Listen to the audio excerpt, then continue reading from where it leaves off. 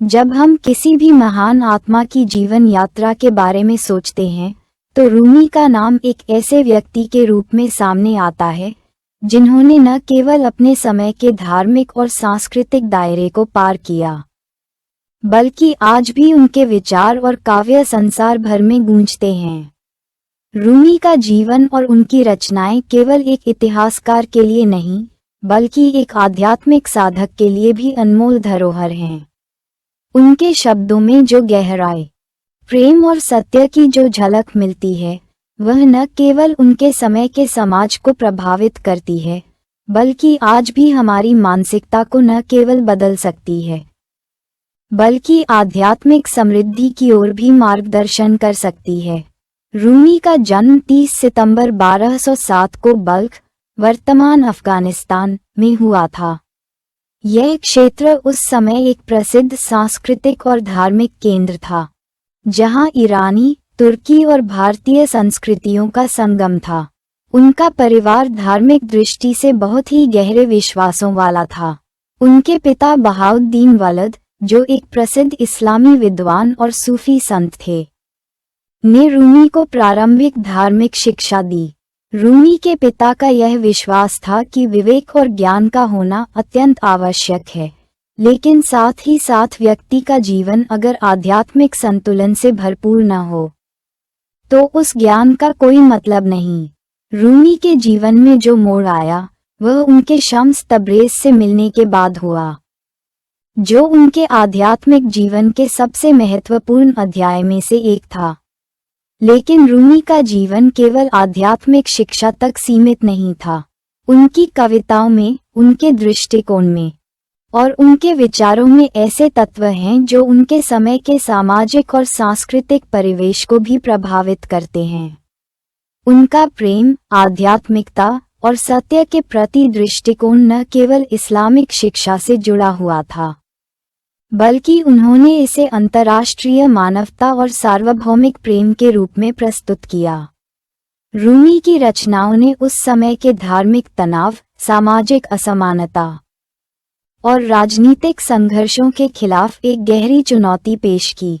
उनके जीवन और उनके विचारों को समझने के लिए हमें न केवल उनके साहित्य की गहराई में उतरना होगा, बल्कि उनके समय के राजनीतिक, सामाजिक और धार्मिक परिप्रेक्ष्य को भी समझना होगा। रूमी का जन्म एक धार्मिक और बौद्धिक परिवार में हुआ था, जहां उन्हें धार्मिक शिक्षा की नींव बहुत ही सशक्त रूप से दी गई। उनके पिता बहाउद्दीन वलद एक प्रसिद्ध इस्लामी विद्वान और सूफी संत थे, जो अपने समय में एक महान शिक्षक के रूप में प्रतिष्ठित थे। रूमी के प्रारंभिक जीवन में धार्मिक और बौद्धिक शिक्षा की महत्वपूर्ण भूमिका रही थी, और इसी कारण रूमी के मन में बचपन से ही ज्ञान और भक्ति के प्रति गहरी रुचि विकसित हुई। उनके पिता के निर्देशन में रूमी ने धार्मिक ग्रंथों का अध्ययन किया और साथ ही उन्होंने सूफीवाद के सिद्धांतों को भी समझने की कोशिश की। लेकिन रूमी के जीवन में एक महत्वपूर्ण मोड़ आया जब मंगोलों के आक्रमण के कारण उनका परिवार बल्ख छोड़कर तुर्की के कोन्या शहर में बस गया। ये समय 13वीं शताब्दी का था, जब मंगोल साम्राज्य पूरे मध्य एशिया और पश्चिम एशिया में अपना प्रभुत्व स्थापित कर चुका था। रूमी का परिवार कोन्या में बस गया और यहीं से रूमी के जीवन की यात्रा का एक नया अध्याय शुरू हुआ। कोन्या उस समय सल्जूक साम्राज्य का एक महत्वपूर्ण शहर था और यहाँ रूमी ने इस्लामी धर्मशास्त्र, कानून और सूफीवाद की गहरी शिक्षा प्राप्त की। यहाँ पर रूमी ने मौलवी के रूप में एक प्रतिष्ठित धार्मिक शिक्षक के रूप में पहचान बनाई। लेकिन जितना अधिक रूमी ने पारंपरिक धार्मिक शिक्षा को आत्मसात किया, उतना ही वह आध्यात्मिकता के गहरे रहस्यों को जानने की तलाश में थे।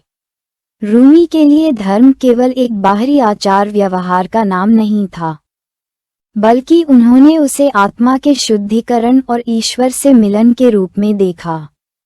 रूमी के जीवन में एक ऐसी घटना घटी जिसने न केवल उनके दृष्टिकोण को बदल दिया, बल्कि उनके जीवन की दिशा भी बदल दी। वह घटना थी शम्स तब्रेज से उनकी भेंट। शम्स तब्रेज़ एक रहस्यमय सूफी संत थे, जिनका जीवन पूरी तरह से धार्मिक परंपराओं से बाहर था। वे कहीं के नहीं थे, और उनका जीवन केवल एक साधारण सांसारिक अस्तित्व से बाहर की वास्तविकता को प्रेम और आध्यात्मिकता के माध्यम से अनुभव करने का था। शम्स ने रूमी से मिलने के बाद उन्हें बताया कि प्रेम ही वह ईश्वर का सत्य है, जिसे प्रत्येक व्यक्ति को महसूस करना चाहिए। ये प्रेम केवल एक भावनात्मक प्रतिक्रिया नहीं, बल्कि एक गहरी आध्यात्मिक वास्तविकता है, जो ईश्वर के साथ मिलन का रास्ता खोलती है। शम्स तब्रेज़ से रूमी की मुलाकात के बाद रूमी ने अपने जीवन को पूरी तरह से आध्यात्मिक साधना में समर्पित कर दिया।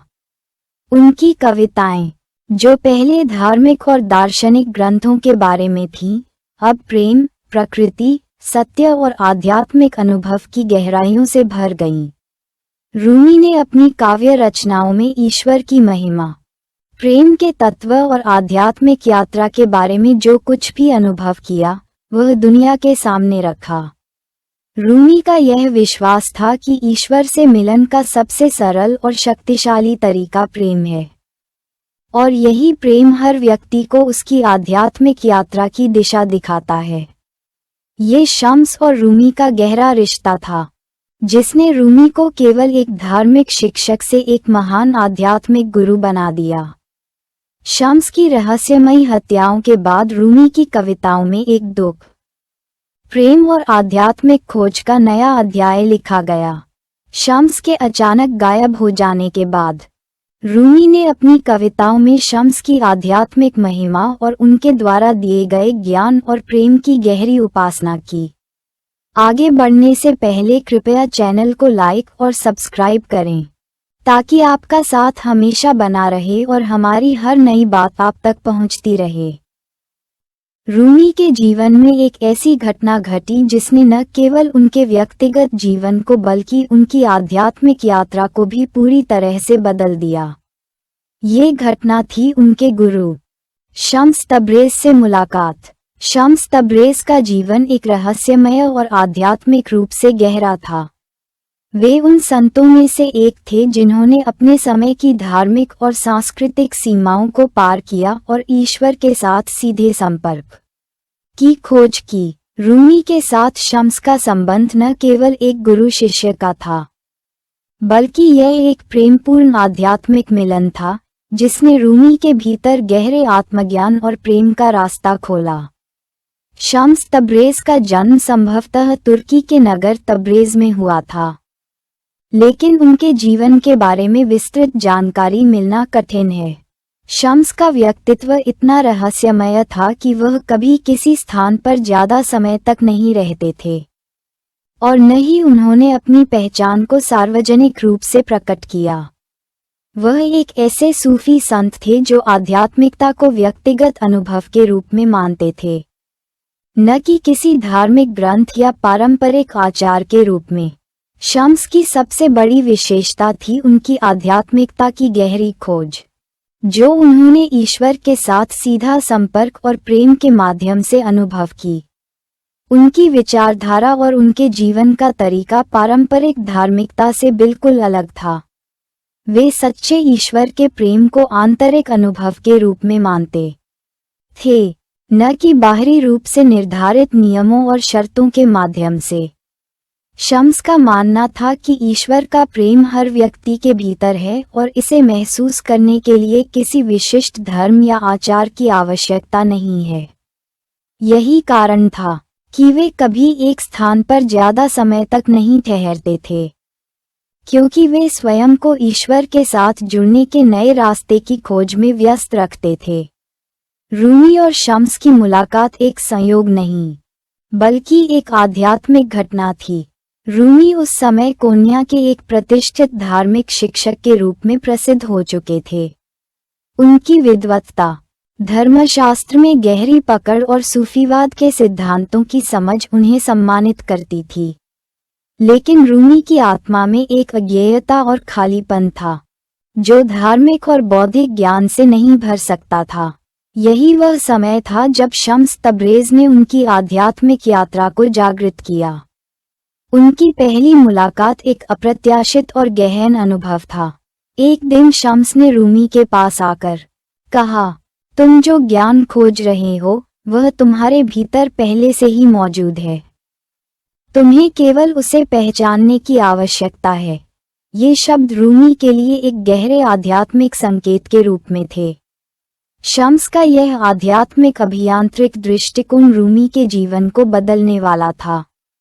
शम्स ने रूमी को सांसारिक ज्ञान और धार्मिक मान्यताओं से परे जाकर आध्यात्मिक प्रेम की खोज में लगने के लिए प्रेरित किया। रूमी को यह एहसास हुआ कि वे काव्य, संगीत और नृत्य के माध्यम से ईश्वर के प्रति प्रेम और आध्यात्मिकता की गहरी समझ को व्यक्त कर सकते हैं। शम्स ने रूमी को ये सिखाया कि ईश्वर का अनुभव शब्दों से नहीं किया जा सकता, बल्कि वह एक आंतरिक अनुभूति और भावना है। शम्स और रूमी के बीच एक गहरी आध्यात्मिक मित्रता का निर्माण हुआ। ये केवल एक गुरु शिष्य संबंध नहीं था, बल्कि यह एक आध्यात्मिक मित्रता थी, जिसमें दोनों एक दूसरे से आध्यात्मिक ज्ञान की खोज में साथ चल रहे थे। शम्स ने रूमी को न केवल धार्मिक ग्रंथों को समझने की नई दृष्टि दी, बल्कि उन्होंने उसे ईश्वर के प्रति प्रेम और विश्व के प्रति सहानुभूति की वास्तविक भावना महसूस करवाए। रूमी ने शम्स से यह सीखा कि प्रेम ही सत्य का मार्ग है, और यही आध्यात्मिक रास्ता हर व्यक्ति के भीतर है। शम्स की इस नई और क्रांतिकारी सोच ने रूमी के दृष्टिकोण को पूरी तरह से बदल दिया। रूमी ने अपनी कविताओं और प्रवचनों में आध्यात्मिक प्रेम, प्रकृति और ईश्वर के प्रति भक्ति को पूरी गहराई से व्यक्त करना शुरू किया। रूमी का विश्वास था कि ईश्वर से मिलन का सबसे सीधा रास्ता प्रेम है, और यही प्रेम हर व्यक्ति को उसकी आध्यात्मिक यात्रा की दिशा दिखाता है। लेकिन ये गहरी मित्रता और आध्यात्मिक संबंध लंबे समय तक नहीं चल सका। एक दिन शम्स तब्रेज़ अचानक गायब हो गए। उनकी गुमशुदगी को लेकर कई तरह की कथाएं और अटकलबाजियां हैं, लेकिन यह एक रहस्यमय घटना रही। कुछ के अनुसार शम्स को मार दिया गया था, जबकि कुछ का मानना था कि वह स्वयं अपनी इच्छा से कहीं चले गए थे। शम्स की गुमशुदगी ने रूमी को गहरे शोक में डुबो दिया, और यही वह समय था जब रूमी ने अपनी कविता में प्रेम, शोक और आत्मज्ञान के बीच के रिश्ते को गहराई से महसूस किया। रूमी ने शम्स के बारे में जो कविताएं लिखीं, उनमें आध्यात्मिक प्रेम और आध्यात्मिक यथार्थ के बीच के अंतर को व्यक्त किया। उन्होंने शम्स को ईश्वर का सच्चा प्रेम और आध्यात्मिक शिक्षक के रूप में देखा। उनकी कविता में यह व्यक्त हुआ कि शम्स के बिना रूमी की आध्यात्मिक यात्रा अधूरी थी, और उनका आध्यात्मिक मार्ग अब शम्स की यादों और शिक्षाओं के माध्यम से ही आगे बढ़ सकता था।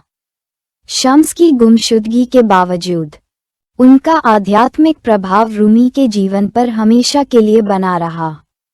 रूमी की कविताओं और विचारों में शम्स की उपस्थिति हमेशा महसूस की जा सकती है। रूमी ने अपने जीवन के बाद के वर्षों में जो कविताएं लिखीं, वे शम्स को श्रद्धांजलि थीं, और वे प्रेम और आध्यात्मिक जागरण के बारे में गहरे विचारों को प्रकट करती थीं। उनकी प्रसिद्ध रचनाओं जैसे कि दीवान-ए-शम्स तब्रेज़ में रूमी ने शम्स के साथ अपने आध्यात्मिक रिश्ते को और गहराई से प्रस्तुत किया। रूमी का यह विश्वास था कि शम्स ने उन्हें ईश्वर से मिलने का रास्ता दिखाया था, और उनके बिना रूमी की आध्यात्मिक यात्रा संभव नहीं हो पाती। रूमी का यह आध्यात्मिक मार्गदर्शन और प्रेम की शक्ति से जुड़ा हुआ था, जो शम्स ने उन्हें सिखाया था। रूमी और शम्स तब्रेज़ की मुलाकात एक ऐसा अध्याय है जिसे आध्यात्मिकता और प्रेम के क्षेत्र में गहरे शोध के रूप में देखा जा सकता है। शम्स के मार्गदर्शन ने रूमी को एक ऐसे आध्यात्मिक आधिकारिकता के रूप में स्थापित किया जो केवल धार्मिक आस्थाओं को ही नहीं, बल्कि मानवता और प्रेम के सिद्धांतों को भी प्रस्तुत करता था। रूमी का जीवन एक प्रेमपूर्ण आध्यात्मिक यात्रा था, जिसमें शम्स का योगदान अत्यधिक महत्वपूर्ण था। यह मित्रता और आध्यात्मिक संबंध केवल रूमी के जीवन के लिए ही नहीं, बल्कि संपूर्ण मानवता के लिए एक अमूल्य धरोहर है। रूमी के जीवन में शम्स तब्रेज़ से मिलने के बाद एक नया अध्याय शुरू हुआ, जिसका असर न केवल उनके जीवन पर पड़ा, बल्कि उनकी रचनाओं पर भी गहरा प्रभाव डाला। रूमी की रचनाएं, विशेष रूप से उनकी कविताएं, जो मुख्य रूप से दीवान-ए-शम्स तब्रेज़ और मसनवी जैसी किताबों में संकलित हैं, उनके जीवन और आध्यात्मिकता की साक्षात झलक हैं। इन रचनाओं में रूमी ने प्रेम, सत्य और आध्यात्मिक जागरण के अपने गहरे अनुभवों को व्यक्त किया। उनकी रचनाएं न केवल अपने समय के लोगों के लिए एक गाइड बन गईं, बल्कि आज भी दुनिया भर के लोग इनसे प्रेरणा लेते हैं। रूमी का काव्य एक ऐसा प्रेमी और संत का संदेश है जो जीवन को ईश्वर के प्रेम से जोड़ता है, और यह संसार के प्रत्येक व्यक्ति के दिल में अपने स्थान को स्थापित करता है। रूमी के साहित्य में दो मुख्य धारा हैं, उनकी कविताएं और उनका मसनवी। रूमी का काव्य उस समय के पारंपरिक धार्मिक ग्रंथों और संस्कृतियों से परे था। उन्होंने धर्म, आस्था और विश्वास के साथ साथ प्रेम और आत्मज्ञान के महत्व को एक नए दृष्टिकोण से प्रस्तुत किया। रूमी का दीवान-ए-शम्स तब्रेज़ उनके जीवन के उन वर्षों की रचनाएं हैं जो शम्स तब्रेज़ के साथ उनके गहरे आध्यात्मिक रिश्ते पर आधारित हैं। इस ग्रंथ में प्रेम और ईश्वर के प्रति भक्ति के गीतों का उल्लेख मिलता है, जो रूमी के आत्मा के भीतर की गहरी आत्म साक्षात्कार की अभिव्यक्ति है। रूमी का एक अन्य महत्वपूर्ण ग्रंथ है मसनवी। ये ग्रंथ रूमी की सबसे प्रसिद्ध काव्य रचनाओं में से एक है, जिसे सूफीवाद के सूक्ष्म तत्वों और आध्यात्मिक जागरण की व्याख्या के रूप में देखा जाता है। मसनवी 6 पुस्तकों का संग्रह है, जिसमें रूमी ने ईश्वर, आध्यात्मिक प्रेम और आध्यात्मिकता के सिद्धांतों को विस्तृत रूप से प्रस्तुत किया है। रूमी के अनुसार मसनवी केवल एक काव्य नहीं, बल्कि आध्यात्मिक जीवन जीने की एक गहरी विधि है। मसनवी में रूमी ने पारंपरिक धार्मिक सूत्रों को न केवल धार्मिक दृष्टिकोण से देखा, बल्कि प्रेम और आध्यात्मिक एकता के रूप में उसे समझने का प्रयास किया। इसमें वे प्रकृति, जीवन के उद्देश्य और ईश्वर से मिलन के विषय पर गहरे विचार प्रस्तुत करते हैं। उनका मानना था कि हर व्यक्ति के भीतर ईश्वर का अंश है, और केवल प्रेम के माध्यम से उस अंश से मिलन संभव है। रूमी का मसनवी धार्मिक विचारधारा को एक नए रूप में प्रस्तुत करता है, जो न केवल सूफीवाद के अनुयायियों के लिए, बल्कि पूरी मानवता के लिए एक मार्गदर्शन है। इसमें प्रस्तुत कथा प्रवाह, उपकथाएं और सूफी प्रतीक जीवन के गहरे रहस्यों को उद्घाटित करते हैं। रूमी ने अपने काव्य के माध्यम से प्रेम के सार्वभौमिक और आध्यात्मिक तत्वों को प्रस्तुत किया है, जो आज भी हमारे लिए प्रासंगिक हैं। रूमी की कविता का प्रभाव केवल उनके समय तक सीमित नहीं रहा, बल्कि उनके बाद आने वाली पीढ़ियों को भी प्रेरित किया। उनकी कविताओं ने समय, स्थान और संस्कृतियों की सीमाओं को पार किया। रूमी के काव्य के प्रति प्रेम ने उन्हें न केवल इस्लामिक दुनिया में प्रसिद्ध किया, बल्कि उनकी कविताएं और विचार पूरी दुनिया में पढ़े गए। रूमी का कवि व्यक्तित्व न केवल धार्मिक था, बल्कि एक गहरे मानवतावादी दृष्टिकोण से भी जुड़ा हुआ था। उनके विचारों और रचनाओं में धर्मनिरपेक्षता, मानवता और आध्यात्मिकता का संगम था, जो उनकी कविताओं को समय के परे जीवित रखने में सक्षम बना। रूमी की रचनाओं में प्रेम की शक्ति को ईश्वर से मिलन के रूप में प्रस्तुत किया गया है। उन्होंने ये समझाया कि प्रेम केवल एक भावनात्मक प्रतिक्रिया नहीं है, बल्कि यह एक आध्यात्मिक अनुभव है। रूमी के अनुसार प्रेम वही शक्ति है जो हमारे दिलों को जोड़ती है, और यह प्रेम हमें न केवल एक दूसरे के प्रति बल्कि ईश्वर के प्रति भी प्रेरित करता है। उनकी कविताओं में प्रेम और भक्ति के साथ साथ आध्यात्मिक जागरण और ध्यान के तत्व भी प्रमुख रूप से उभरते हैं। रूमी का मानना था कि आध्यात्मिक प्रेम के बिना जीवन का उद्देश्य अधूरा है। रूमी की कविताओं और विचारों का वैश्विक प्रभाव समय के साथ और भी बढ़ा है। उनकी रचनाएं आज न केवल इस्लामी दुनिया में बल्कि पश्चिमी देशों में भी बेहद लोकप्रिय हैं। रूमी के शब्दों में एक ऐसी गहरी आध्यात्मिकता और मानवता है जो पूरी दुनिया को जोड़ने का सामर्थ्य रखती है। उनके विचारों ने न केवल सूफीवाद को बल्कि समग्र रूप से धार्मिक परंपराओं, सांस्कृतिक आदान प्रदान और मानवता की मूल भावनाओं को संवेदनशील रूप से प्रस्तुत किया है। रूमी की कविताएं विशेष रूप से प्रेम, ध्यान और ईश्वर के साथ एकता के विषयों को महत्व देती हैं, जो आज भी दुनिया भर में आत्मज्ञान और शांति की तलाश में लगे व्यक्तियों के लिए एक अमूल्य धरोहर हैं। उनका संदेश दुनिया के हर कोने में गूंजता है और उनकी कविता ईश्वर के प्रति प्रेम, आध्यात्मिक जागरण और सत्य की खोज के अद्भुत संगम को प्रस्तुत करती है। रूमी की रचनाएं आज भी हमारे जीवन में अमूल्य हैं। उनका काव्य न केवल हमें आध्यात्मिक प्रेम और ईश्वर के प्रति भक्ति की ओर प्रेरित करता है, बल्कि जीवन के उन गहरे पहलुओं को भी समझाता है जो हमारे अस्तित्व के वास्तविक उद्देश्य को प्रकाशित करते हैं। रूमी की कविता एक आध्यात्मिक और मानवतावादी दृष्टिकोण का संगम है, जो आज भी हमारे समय में प्रासंगिक है। उनके शब्द और विचार न केवल धार्मिक अनुभवों को समझने के लिए, बल्कि जीवन को एक गहरी आध्यात्मिक दृष्टि से जीने के लिए भी हमारे मार्गदर्शक हैं। रूमी की कविताओं का वैश्विक प्रभाव स्पष्ट रूप से यह सिद्ध करता है कि उनका काव्य केवल एक समय विशेष तक ही सीमित नहीं है, बल्कि यह सार्वभौमिक प्रेम और आध्यात्मिक जागरण की दिशा में एक अमूल्य मार्गदर्शिका है, जो हर व्यक्ति के जीवन में न केवल आध्यात्मिक संतुलन लाती है, बल्कि उसे प्रेम और सत्य की गहरी समझ भी प्रदान करती है।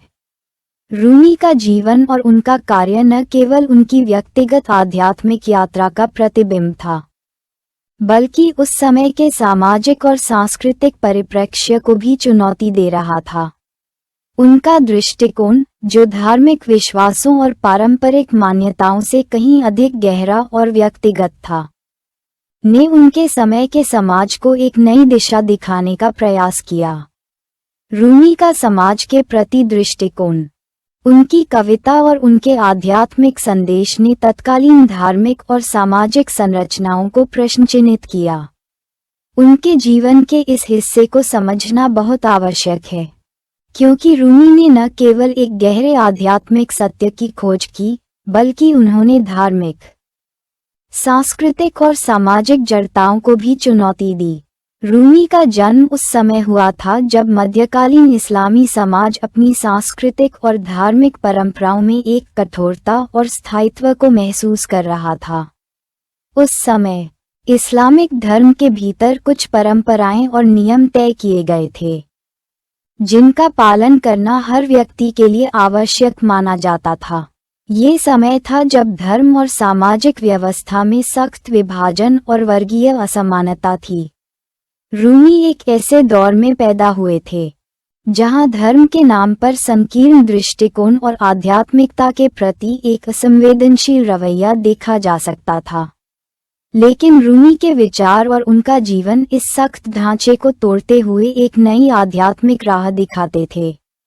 रूमी ने प्रकृति, मानवता और प्रेम के प्रति अपनी गहरी समझ को व्यक्त किया और कहा कि धार्मिक आस्थाओं का वास्तविक उद्देश्य आध्यात्मिक उन्नति है, न कि केवल बाहरी आचार और वर्तनों का पालन।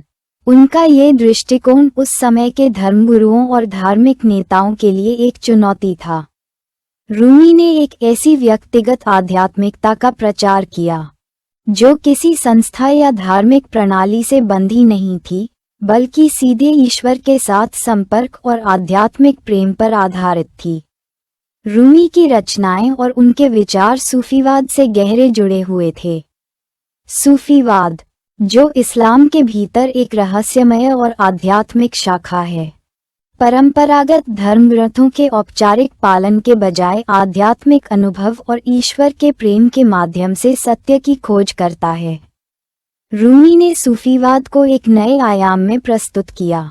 उनका मानना था कि ईश्वर से मिलन केवल धार्मिक कर्तव्यों को निभाने से नहीं हो सकता, बल्कि यह एक गहरी आंतरिक यात्रा है जो प्रेम और समर्पण के माध्यम से होती है। उनकी दीवान शम्स तब्रेज़ जैसी रचनाएं सूफी सिद्धांतों को व्यक्त करती हैं, जो परंपरागत धार्मिक मान्यताओं से हटकर प्रेम, स्वयं के अनुभव और आध्यात्मिक ज्ञान पर आधारित थीं। रूमी का यह विचार उनके समय के धार्मिक तंत्र और विचारधाराओं के लिए एक चुनौती था, जो केवल धार्मिक औपचारिकताओं और रीति रिवाजों को महत्व देते थे। रूमी ने सूफीवाद के माध्यम से धर्म को एक व्यक्तिगत और आंतरिक अनुभव के रूप में प्रस्तुत किया, जो किसी भी बाहरी रीति या अनुष्ठान से स्वतंत्र था। रूमी के विचारों ने समाज के कई हिस्सों में विरोध और आलोचना का सामना किया। उनके विचारों को सबसे ज्यादा धार्मिक नेताओं और पारंपरिक संरचनाओं से विरोध मिला। रूमी की कविता और उनके प्रवचन ये सवाल उठाते थे कि क्या धार्मिक कर्मकांड और औपचारिकता ही धर्म का असली उद्देश्य है, या फिर प्रेम और आत्मज्ञान के मार्ग को अपनाना चाहिए। उनके समय में इस्लामिक समाज में दुनियादारी और आध्यात्मिकता के बीच एक गहरी खाई थी। रूमी का यह विचार कि आध्यात्मिक प्रेम ही जीवन का सर्वोत्तम उद्देश्य है, उन धार्मिक अनुशासनों के लिए चुनौतीपूर्ण था जो किसी प्रकार की सामाजिक व्यवस्था, कठोर नियमों और धार्मिक अनुशासन पर जोर देते थे। रूमी ने ये सिद्ध किया कि प्रेम और ध्यान के माध्यम से ही व्यक्ति को ईश्वर से मिलन संभव है, न कि केवल धार्मिक कर्मकांडों के पालन से। उनकी कविता और उपदेशों में ईश्वर के प्रेम के प्रति गहरी समर्पण भावना थी, जो पारंपरिक धार्मिक संस्थाओं और उनके अनुयायियों के लिए समझना मुश्किल था। इस वजह से रूमी को उनके समकालीन धार्मिक नेताओं से बहुत आलोचनाओं का सामना करना पड़ा। इसके बावजूद रूमी ने कभी भी अपने आध्यात्मिक संदेश में कोई समझौता नहीं किया। रूमी का जीवन न केवल धार्मिक आस्थाओं के खिलाफ एक क्रांतिकारी दृष्टिकोण था, बल्कि उन्होंने सांस्कृतिक और सामाजिक पुनर्निर्माण की दिशा में भी महत्वपूर्ण योगदान दिया।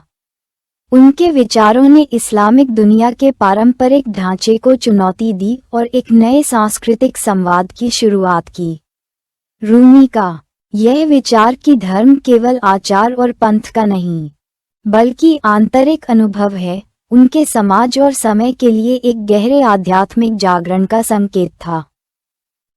उनकी रचनाओं ने इस्लामिक समाज को ये समझाया कि प्रेम और आध्यात्मिकता का वास्तविक उद्देश्य केवल धार्मिक औपचारिकता नहीं, बल्कि मनुष्य और ईश्वर के बीच एक गहरा संबंध है। उन्होंने समाज को ये सिखाया कि वास्तविक धर्म आध्यात्मिक प्रेम, सहानुभूति और विश्वास के माध्यम से व्यक्त होता है, न कि केवल समाज की मान्यताओं और परंपराओं का पालन करने से। हालांकि रूमी का कार्य और उनके विचार आज पूरी दुनिया में सराहे जाते हैं, लेकिन उनके समय में उन्हें कई विवादों और आलोचनाओं का सामना करना पड़ा। उनके विचारों को उन परंपरावादियों ने नकारा, जो अपने धार्मिक विश्वासों को निश्चित और अपरिवर्तनीय मानते थे। उनके काव्य और शिक्षाएं उन धार्मिक नेताओं के लिए अस्वीकार्य थीं, जो धार्मिक नियमों और धर्म के बाहरी रूपों को बहुत महत्व देते थे। रूमी की स्वतंत्रता, प्राकृतिक आध्यात्मिकता और समानता की विचारधारा उन संस्थाओं के लिए एक खतरे के रूप में देखी गई। इसके बावजूद रूमी ने इन आलोचनाओं को ध्यान में रखते हुए अपने संदेश को फैलाना जारी रखा। उन्होंने अपनी रचनाओं में ये स्पष्ट किया कि धर्म केवल व्यक्तिगत अनुभव और आंतरिक प्रेम के माध्यम से समझा जा सकता है, न कि बाहरी रूपों और कठोर अनुशासन के माध्यम से। उनका संदेश प्रेम, स्वतंत्रता और आध्यात्मिक जागरण के माध्यम से सभी मानवता को जोड़ने का था। रूमी के विचार और उनकी रचनाएं न केवल उनके समय की सामाजिक और धार्मिक स्थितियों को चुनौती देती हैं, बल्कि उन्होंने आध्यात्मिक स्वतंत्रता और प्रेम की सार्वभौमिकता के सिद्धांतों को प्रस्तुत किया। रूमी का जीवन और उनके विचार उस समय के धार्मिक संघर्षों, सामाजिक चुनौतियों और आध्यात्मिक जड़ताओं को तोड़ने का एक प्रयास था। उनका संदेश आज भी हमारे समाज के लिए प्रासंगिक है, क्योंकि वह हमें ये सिखाते हैं कि धर्म, आध्यात्मिकता और प्रेम केवल बाहरी कर्मकांडों और नियमों से परे एक गहरी आंतरिक यात्रा है, जो हर व्यक्ति को ईश्वर और मानवता के प्रति अपने प्रेम और समर्पण का अनुभव कराती है। रूमी का जीवन न केवल उनकी आध्यात्मिक यात्रा का प्रतिबिंब था, बल्कि उनकी मृत्यु के बाद उनके विचारों का प्रभाव और उनके कार्यों का निरंतर प्रसार पूरी दुनिया में हुआ। रूमी की मृत्यु 1273 में हुई, लेकिन उनकी रचनाएं और विचार आज भी विश्वव्यापी रूप से प्रेरणादायक बने हुए हैं। उनकी मृत्यु के बाद उनके अनुयायी, खासकर उनके बेटे सलाहुद्दीन और शिष्य हुसामुद्दीन अचेली ने रूमी के विचारों का प्रसार किया और उनकी शिक्षाओं को संरक्षित किया। रूमी का जीवन एक प्रेरणा स्रोत बना और उनकी आध्यात्मिकता, प्रेम और विश्व बंधुत्व के संदेश आज भी हर किसी को एक गहरे आत्मज्ञान की ओर प्रवृत्त करते हैं। रूमी का प्रभाव न केवल सूफीवाद तक सीमित रहा, बल्कि उसने पूरे इस्लामिक दुनिया और उससे भी परे पश्चिमी संस्कृति को गहरे तरीके से प्रभावित किया। उनकी कविताएं, सिद्धांत और आध्यात्मिक विचार आज भी पूरी दुनिया में लाखों लोगों के जीवन में परिवर्तन ला रहे हैं। रूमी की मृत्यु के बाद उनके अनुयायी उन्हें मस्त हसीन के रूप में याद करते हैं। ये शब्द उनके अद्वितीय व्यक्तित्व को दर्शाता है, जो केवल एक धार्मिक नेता नहीं बल्कि एक प्रेम और आध्यात्मिकता के गहरे धारा में प्रवाहित होने वाले संत थे।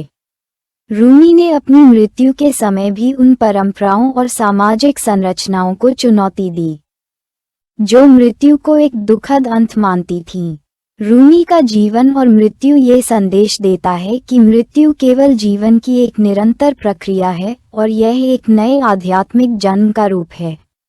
रूमी की मृत्यु के समय उनके अनुयायी उनके शरीर को कांधों पर लेकर यात्रा करते रहे और उनकी मृत्यु को एक प्रकार के आध्यात्मिक मिलन के रूप में देखा। रूमी की शवयात्रा में सैकड़ों लोग शामिल हुए और उन्होंने यह महसूस किया कि रूमी ने अपनी आध्यात्मिक यात्रा को समाप्त किया, लेकिन उनका संदेश और कार्य अब भी जीवित रहेगा। उनकी मृत्यु के समय उनके साथ उनके शिष्य हुसामुद्दीन अचेली थे, जो रूमी के अंतिम समय में उनके निकटतम शिष्य और सहयोगी थे। हुसामुद्दीन अचेली ने रूमी के विचारों और कार्यों को अपने जीवन में उतारने का संकल्प लिया, और इसके माध्यम से उन्होंने रूमी के आध्यात्मिक संदेश को जीवित रखा। रूमी की मृत्यु के बाद उनकी रचनाओं का प्रसार और अधिक बढ़ा। उनके काव्य, जैसे कि मसनवी और दीवान-ए-शम्स तब्रेज़, उनके मृत्यु के बाद भी जीवित रहे। उनके शिष्य और अनुयायी उनकी रचनाओं को संकलित करते रहे और सूफीवाद के आधिकारिक ग्रंथों के रूप में इनका अध्ययन किया गया। रूमी की कविताओं में प्रेम, आध्यात्मिकता, सत्य और ईश्वर के प्रति भक्ति के गहरे संदेश थे, जो उनके अनुयायियों और बाद के सूफी संतों के जीवन में एक गहरी छाप छोड़ गए। उनकी रचनाओं का प्रभाव उस समय की धार्मिक और सांस्कृतिक संरचनाओं से परे फैला। रूमी की मृत्यु के बाद उनके परिवार ने मसनवी और दीवान-ए-शम्स जैसे कार्यों को संरक्षित किया और सूफीवाद के सिद्धांतों को आगे बढ़ाया। रूमी का जीवन और उनके विचार सूफी संतों के लिए एक मार्गदर्शक बन गए, जो केवल धार्मिक नहीं बल्कि मानवीय और सामाजिक पहलुओं को भी आत्मसात करने का प्रयास कर रहे थे। रूमी के विचारों का पश्चिमी दुनिया में भी गहरा प्रभाव पड़ा। 19वीं और 20वीं शताब्दी में, जब यूरोप और अमेरिका में आध्यात्मिकता और सिद्धांतों की खोज एक नया मोड़ ले रही थी, तो रूमी के साहित्य का अनुवाद और प्रसार हुआ। पश्चिमी दुनिया के समाजशास्त्रियों, दर्शनशास्त्रियों और साहित्यकारों ने रूमी की रचनाओं को प्रेम, आध्यात्मिकता और मानवता के सिद्धांतों को समझने के रूप में लिया। रूमी की सार्वभौमिकता ने उसे न केवल एक इस्लामिक संत के रूप में बल्कि एक विश्वव्यापी आध्यात्मिक नेता के रूप में स्थापित किया। रूमी का संदेश और उनके विचार धार्मिक सीमाओं और सांस्कृतिक भेदों से परे थे। उनके विचारों में प्रेम, समर्पण और आध्यात्मिक जागरण के सिद्धांत थे, जो पूरी दुनिया में आत्मज्ञान की एक नई दिशा दिखाते थे। रूमी के विचार और रचनाएं आज भी पूरी दुनिया में आत्मिक शांति और प्रेम के प्रति एक गहरी संवेदनशीलता को बढ़ावा देती हैं। रूमी की रचनाओं का प्रभाव केवल धार्मिक या आध्यात्मिक नहीं था, बल्कि उनके विचारों ने सांस्कृतिक समृद्धि और मानवता की अवधारणा को भी प्रोत्साहित किया। उनके जीवन और कार्यों ने सांस्कृतिक संवाद को एक नया रूप दिया। रूमी का संदेश था कि धर्म और सांस्कृतिक विचारधाराएं केवल विभाजन का कारण नहीं हो सकती, बल्कि वे विश्वव्यापी प्रेम और मानवता के सिद्धांतों को फैलाने का माध्यम बन सकती हैं। उनका जीवन इस सिद्धांत का प्रमाण था कि प्रेम और आध्यात्मिकता सभी धर्मों और संस्कृतियों के ऊपर हैं। रूमी की मृत्यु के बाद उनके अनुयायी और शिष्य उनकी रचनाओं और विचारों को एक गहरे आध्यात्मिक अनुभव के रूप में महसूस करते रहे। उन्होंने यह मान लिया था कि रूमी ने मृत्यु के बाद आध्यात्मिक रूप से जीवित रहकर अपनी आध्यात्मिकता और प्रेम के संदेश को पूरी दुनिया में फैलाया। रूमी का जीवन और उनकी रचनाएं आज भी उन लोगों के लिए एक गहरी प्रेरणा का स्रोत हैं, जो अपनी आध्यात्मिक यात्रा में प्रेम, सत्य और आध्यात्मिक ज्ञान की तलाश में हैं। रूमी का जीवन और उनकी मृत्यु आज भी एक गहरे आध्यात्मिक संदेश को व्यक्त करते हैं। उनकी रचनाएं, उनकी आध्यात्मिक यात्रा और उनका प्रेम का संदेश आज भी पूरी दुनिया में प्रेरणा का स्रोत बने हुए हैं। उनकी मृत्यु ने केवल उनके शारीरिक जीवन का अंत किया, बल्कि उनके विचारों और कार्यों ने एक नई आध्यात्मिक दुनिया का निर्माण किया। रूमी का जीवन एक अमूल्य धरोहर है, जो न केवल धार्मिक दृष्टिकोण से बल्कि मानवता, प्रेम और आध्यात्मिकता के संदर्भ में भी हमारी आत्मिक यात्रा को नई दिशा देता है। उनकी रचनाएं आज भी जीवित हैं और हर युग के व्यक्ति को आध्यात्मिक जागरण और प्रेम के गहरे अर्थ की ओर प्रेरित करती हैं। धन्यवाद। यदि आप हमारी मेहनत की सराहना करते हैं तो कृपया इस पोस्ट को लाइक और शेयर करें और हमारे इस चैनल को सब्सक्राइब करें।